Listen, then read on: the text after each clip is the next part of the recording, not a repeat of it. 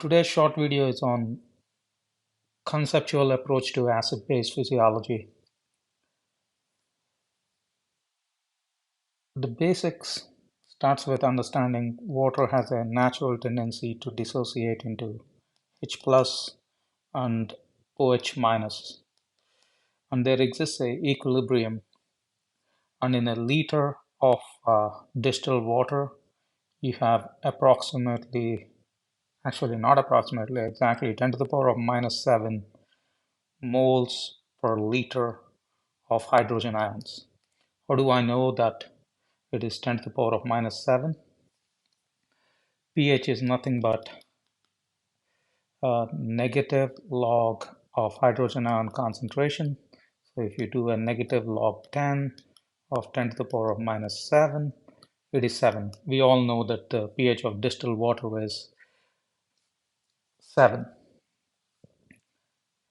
What does actually mean? We all know mole of anything is Avogadro's number, which is 6.023 into 10 to the power of 23 times 10 to the power of minus 7. So you got 10 to the power of 16. That means if you actually count the number of hydrogen ions that are there in a liter of distilled water, they are going to be at roughly 6 times 10 to the power of 16, just to understand the concept of it. So why do we care so much about amino acids? Sorry, why do we care so much about the pH? It all has to do with amino acids. Amino acids, as you know, you have an amino end and a COOH end. Let's say you put it in a solution that has too many hydrogen ions. This can get supersaturated to NH3 plus. As you decrease the hydrogen ions, it goes back to NH2. And if you keep decreasing the hydrogen ions, this will be lost. This hydrogen will be lost and it becomes negatively charged. As this happens, proteins will twist and turn. This is the centrality of why your pH matters, because all your enzymes have a very narrow range of function. So it's important. So the body tries its best to keep its pH close to 7.4, which is the physiologic pH. What is the biggest acid that's made in the body? It's actually carbon dioxide. Every single cell makes it, and it mixes with water, and then you have H2CO3, and it dissociates into H plus and bicarbonate. And of course, the more CO2 you have, the more H2CO3 forms, and more the equation will be pushed towards hydrogen ions. This is the major acid in the body. Another word that you need to use is it's called volatile acid, because you're going to breathe it out. So the CO2 has to get out. If you stop breathing for a long time, the CO2 is going to accumulate. Most of us will die of hypoxia before we die from hypercarbia, but just to give you an idea, uh, CO2 is the major acid in the body. And then you have non-volatile acids. What are those things? Things like sulfuric acid, phosphoric acid. These are formed from things like RNA and DNA have phosphates. Your sulfur-containing amino acids like cysteine will give uh, sulfuric acid.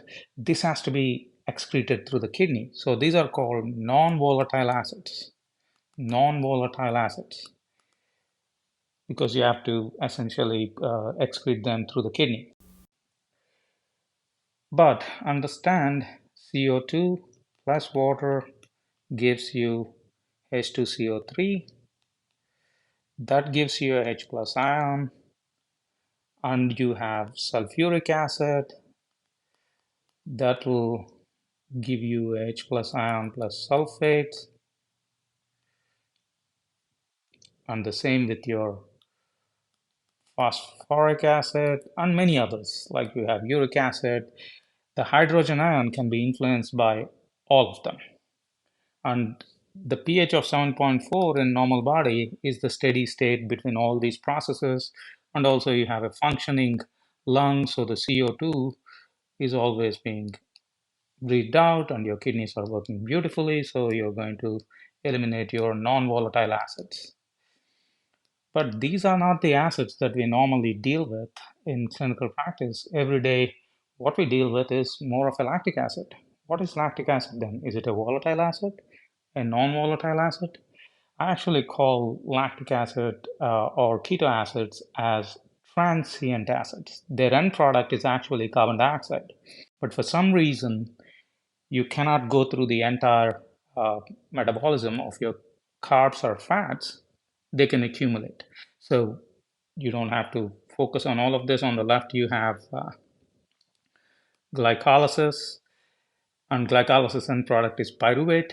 Pyruvate then goes into citric acid cycle, where the outcome is you release carbon dioxide, and also you generate a lot of NADH and FADH.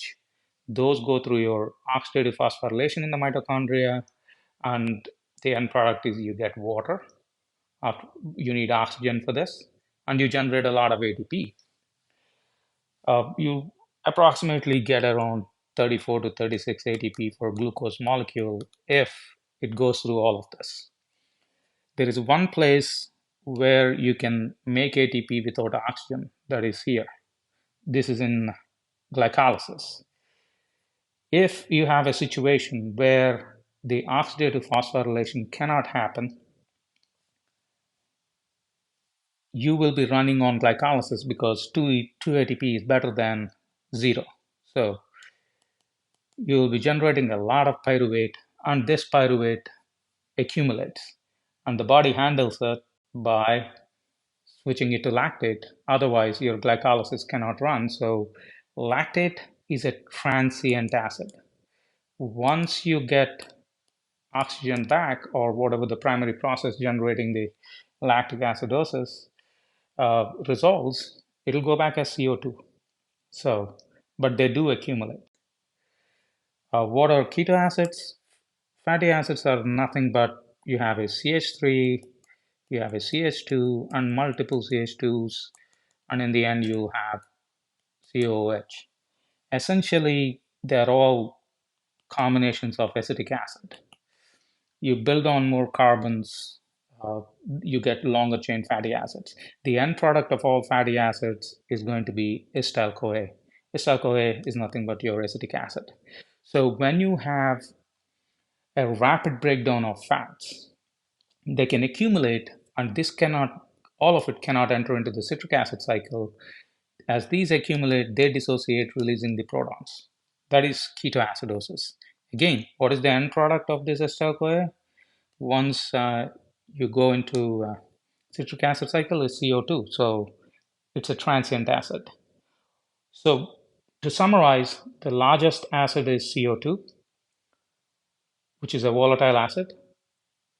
And non-volatile acids are metabolic products from your proteins, your RNA, DNA, like sulfuric, phosphoric, uric acids. They are handled by kidneys.